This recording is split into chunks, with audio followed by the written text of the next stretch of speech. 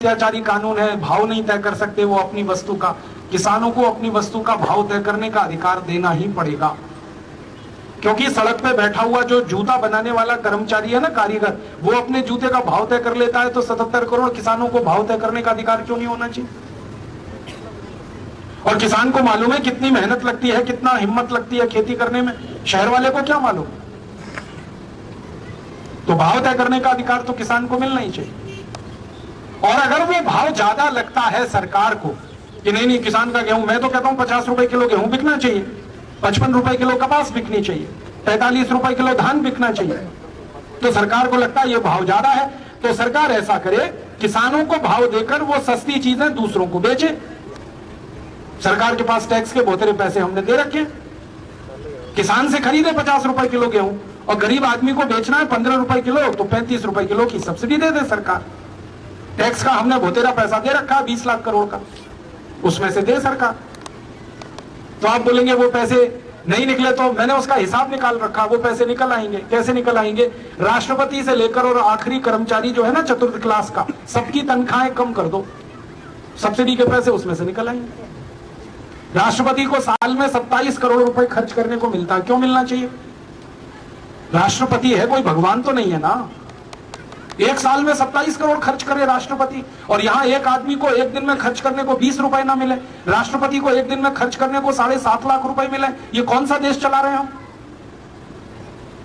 राष्ट्रपति तो हमारे वोटों से चुना जाता है ना, मालिक तो हम है, नौकर तो वो है, और नौकर को हर दिन 7.5 लाख रुपए मिलते हैं खर्च करने को, और जो मालिक है देश का उसको 20 रुपए नहीं मिलते रोज खर्च करने को। ऐसा अत्याचार तो नहीं चलने देंगे इस देश में।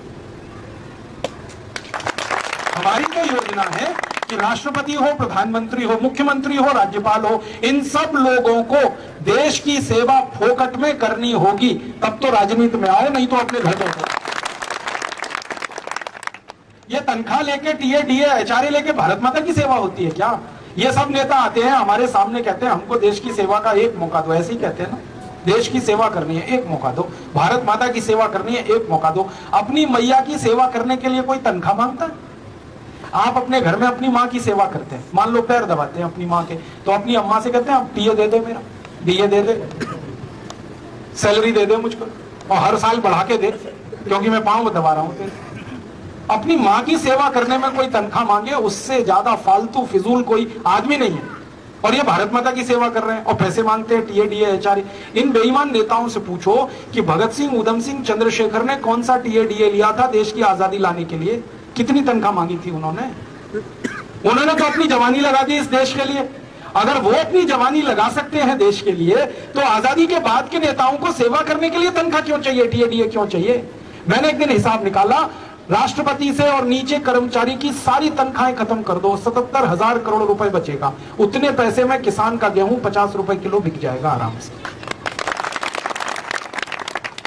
एक दिन एक नेता कहने लगा, राजू भाई आप तो बड़े खतरनाक आदमी हो, सबकी तनख्वाह टीए, डीए खत्म करोगे? मैंने कहा हाँ करना ही है, क्योंकि राजनीति कोई धंधा थोड़ी है, व्यवसाय थोड़ी है, ये तो सेवा का काम। आपके गांव में कोई मंदिर है, मान लो, मंदिर की सेवा करो, तो पैसे लेते हो क्या? क्यों लेंगे पैसे भाई? देश की सेवा करनी है, माता की सेवा करनी। तो कहते हैं जी हमारा भी तो पेट है, खाना खाना। मैंने कहा खाने की व्यवस्था हम करेंगे, चिंता क्यों कर रहे हो? भूखे नहीं मरने देंगे तुम संसद में जाओगे, देश की सेवा करोगे, तो तुम्हारे भोजन पानी की व्यवस्था हम करेंगे। कहने लगे कहां करोगे? मैंने कहा संसद के पीछे बहुत बड़ा गुरुद्वारा चलता है, मालूम है ना आपको? बिल्कुल संसद के पीछे गुरुद्वारा है, और 24 घंटे लंगर है वहां, और बढ़िया लंगर है, मैंने खाया है कई बार। रोटी मिलती है बहुत अच्छी, दाल मिलती है, सब्जी मिलती है, बहुत स्वादिष्ट है, और कभी कभी दही भी मिल जाता है, और हलवा तो देशी घी का हमेशा ही मिलता है वहां। तो लंगर में खिलाएंगे सबको, 543 सांसद लोकसभा के, 250 राज्यसभा के, 850 लोगों का चलेगा। दिक्कत क्या? कहने लगे ये विधानसभा के एमएलए, तो सब विधानसभाओं के आसपास एक एक गुरुद्वारा खुल जाएगा, सब विधानसभाओं के नजदीक लंगर चलेगा, क्या मुश्किल है? सरदार अभी इतने गरीब नहीं हो गए इस देश में, जो गांव गांव गुरुद्वारा खोल सकते हैं, वो विधानसभाओं के नजदीक भी गुरुद्वारा खुल जाएगा, वहां भी मिलेगा सबको भोजन पानी, तो सबको मिलेगा, भूखा कोई नहीं मरेगा। फिर कहने लगी जी की कपड़े भी चाहिए। मैंने कहा कपड़े भी दिलवाएंगे। भारत में करोड़ों किसान कपास पैदा करते हैं, उनसे कपास भांगेंगे भीख में, और उस कपास से कपड़े बनवा के दे देंगे सबको, कपड़े भी मिल जाएंगे, और बाकी तो सब मुफ्त में मिलता ही है। आपको मालूम है रेल यात्रा फ्री है सब नेताओं की, हवाई जहाज यात्रा फ्री है सब नेताओं की, बस की यात्रा फ्री है सब नेताओं की, घर फोकट में मिलता है सबको, बिजली फोकट में मिलती है, पानी फोकट में मिलता है, टेलीफोन फोकट में मिलता है। ये तो सब फोकट में मिला ही हुआ है। खाना और कपड़ा ये दिलवा देंगे उनको, फिर तनख्वाह किसके लिए चाहिए? और जिनको तनख्वाह चाहिए वो अपने घर में बैठे, अपना धंधा करें, बिजनेस करें, पैसे कमाएं। ये राजनीति पैसे कमाने के लिए थोड़ी है। इस राजनीति को देश के लोगों ने खून से सींचा है भाई साहब।